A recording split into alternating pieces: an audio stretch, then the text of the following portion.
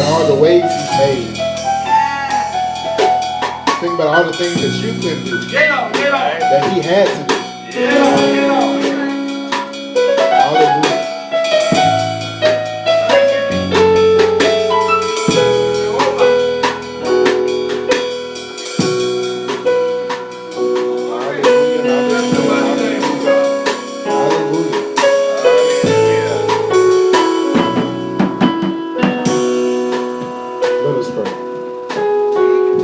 Father God, we just want to thank you, Lord God, for this time.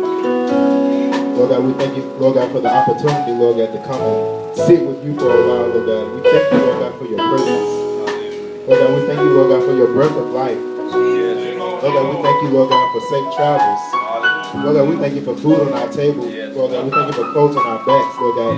We thank you, Lord God, for a way of transportation, Lord God. We just thank you, Lord God, for life right now.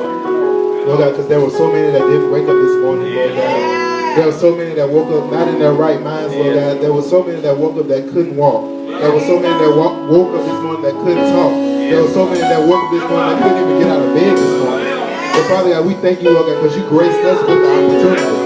Lord God, we thank you, Lord God, because you didn't have to do it, but you did. And it wasn't by anything that we did, Lord God, because we're not even worthy, Lord God, to be here right now. The breath you just gave us, Lord God, we're not even worthy to have that. So Lord God, we thank you. We thank you for your Holy Spirit. We thank you for your love. We thank you for your mercy. We thank you for your grace. We thank you for your compassion, Lord God. We just thank you, Lord God. Lord God, for you are worthy. We can never thank you enough. We can never repay you.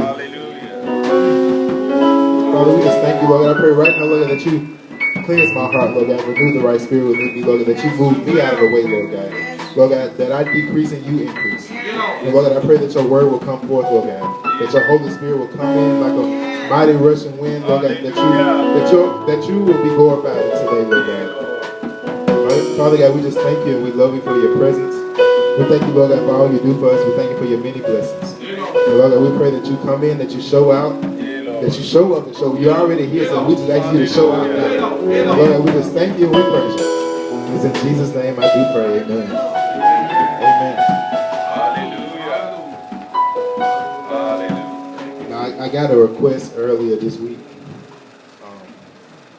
And God had given, I won't say probably the past couple months, God has been dropping like nuggets in my spirit about songs that he wanted me to write. And I'm just like, I'm not a songwriter. And he's like, oh, are you? Oh, you not? Well, let me just show you. And I was sitting there wrestling, I'm like, am I going to sing this song today, or I'm just going to wait and be like, So I'm going to sing a little bit of it. I'm going to be obedient. Praise the Lord. And y'all bear with me, I don't have no music with it, but we're going to make it through. All right, sir. You've taken everything that was a part of me. You've shown me that you are keeping me. You've shown me that you still love me. You've shown me that you still care and that you always stand. Even though my life is not perfect and I'm deciding if it's still worth it, when I turn my back on you and you refuse to be moved, oh, I thank you for all, and I praise you for all, and I worship you for all you've done for me. And I thank you for all, and I praise you for all, and I give you my all, and I thank you for all. You've taken me out of the fire, and You are lifting me high. My soul cries out, hallelujah. Thank God for saving me. Even though I turn my back and refuse to love you back, but you still keep blessing me. And now I'm finally free, 'cause I thank you for all.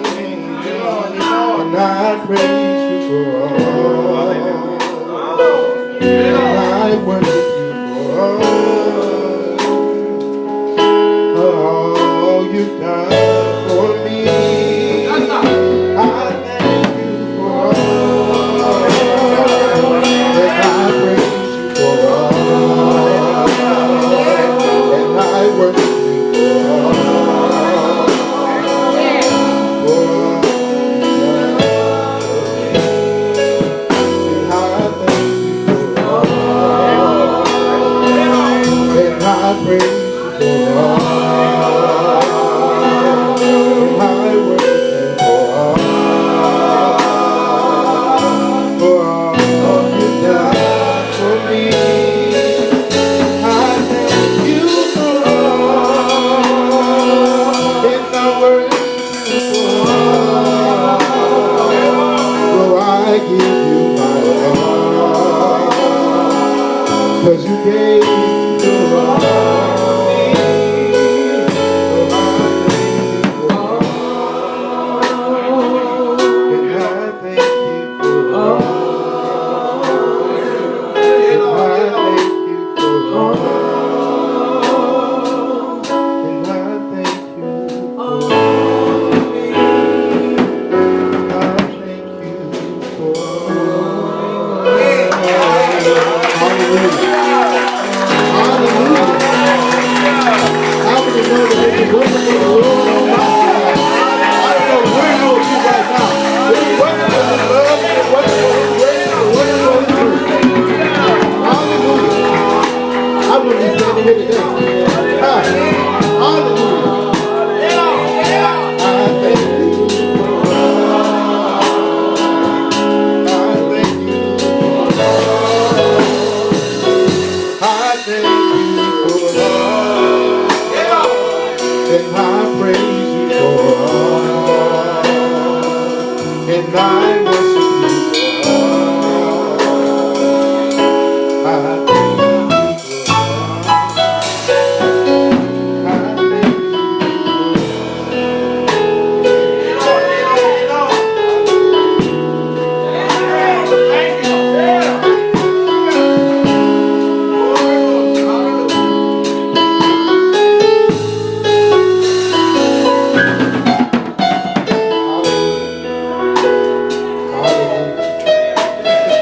See, that's why he always set me up. Hallelujah.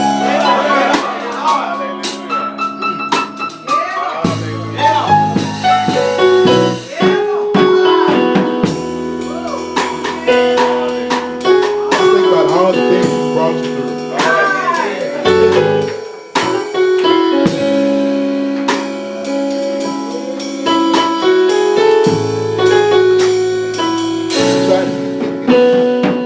I'm trying to move on, but he really wants us to say, thank you, Lord.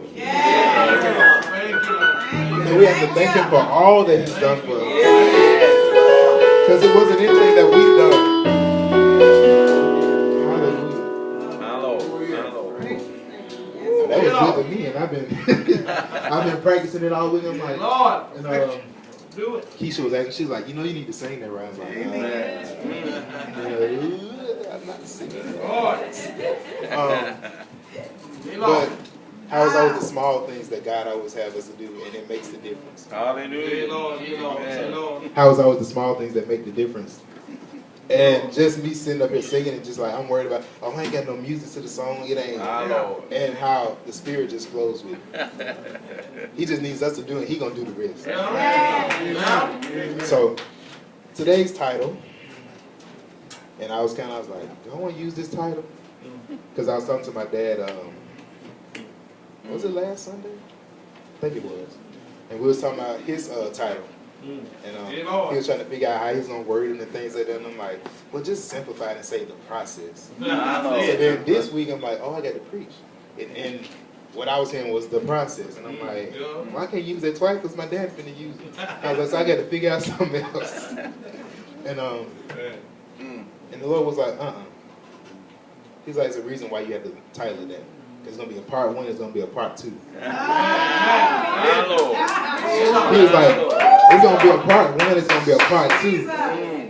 And, so the title today is The Process, and then I added my little piece that I tried to create. So it's The Process / Your Story. I had a come to Jesus meeting this week with my mentor, 2 actually, and we sat and talked. And she had to help me realize that my life and the things I go through are my story. They are what make my life my life. One important thing she said was everybody goes through something. Everybody has a story. And in my mind, I'm just like, well, I don't want to go through nothing. I don't like pain. I just want my life to be perfect. I want to be good at 2 shoes. I just want everything to be right. So I ain't got to go through it. And God is really showing me, hey, I need you to go through something. Because the only person that was perfect was Jesus, so you can't come back and do what he did already. So,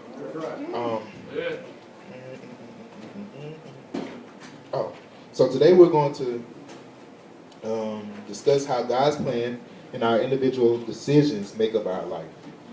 Sometimes I like to believe that there are 2 options in everything in life. Let's say, coming to Haywood, if I wouldn't have went down 21, I would have came down 97. But I would have came to the same place. It might have took me a little longer to go that way and come back, but I was going to end up at the same place. And a lot of times I think, when we're faced with decisions, and we're like, okay, what decision do I make? Is it going to be right? Is it going to be wrong? Amen. Is it going to be right? Okay, that's good. Is it going to be right or is it going to be wrong? But God is just like, when you abide in me and when you make a decision, guess what? I'm going to still bring you full course back where I need you to be at. You just need to make a decision. All right. And that's when we have to put our faith in action. Because sometimes we want God to make the decision for us, and He's like, no, I need you to grow. I need you to realize that, hey, I'm not going to lead you astray. So I like to believe that there are 2 options in life to everything, which most of the time confuses me because I'm very indecisive. So I'd be like, Lord, just give me an answer because I don't want to choose. But know that your life is your life, and you have the power through Jesus to change it. And turn with me to Jeremiah chapter 29, starting at verse 11. And this week I was like, this week has kind of been a busy week for me, and I'm just like, well, did I not spend enough time studying and this and that? And he's like, well, I already gave you what you need, you just need to use it. And I was like, well, somebody else gave me today. He's like, okay, I spoke to them to give it to you, so use it. And I'm like, okay, I'm sorry. So he's still working on me. But Jeremiah 29, verse 11, and we have it say amen. Then I was like, last night I was like, do I need to make it short? I try to make it long, and he's like, just write what I tell you to write. It's gonna be okay. It's gonna work out just fine. So Jeremiah 29, verse 11, and I'm coming from the English Standard Version, so mine is gonna be a little different. For I know the plans I have for you, declares the Lord, plans for welfare and not for evil, to give you a future and a hope. Then you will call upon me and come and pray to me, and I will hear you. You will seek me and find me. When you seek me with all your heart, I will be found by you, declares the Lord. And I will restore your fortunes and gather you from all the nations and all the places where I have driven you, declares the Lord. And I will bring you back to the place from which I sent you into exile. God's plans from the beginning for us was to have a prosperous life. But it was through Adam and Eve where our lives became difficult. Where the shift was made. But God's plans were for us to have a prosperous life, an easy life. But due to the disobedience of Adam and Eve, sin entered the equation. Turn with me to Genesis chapter 3. But keep your pens at Jeremiah 29.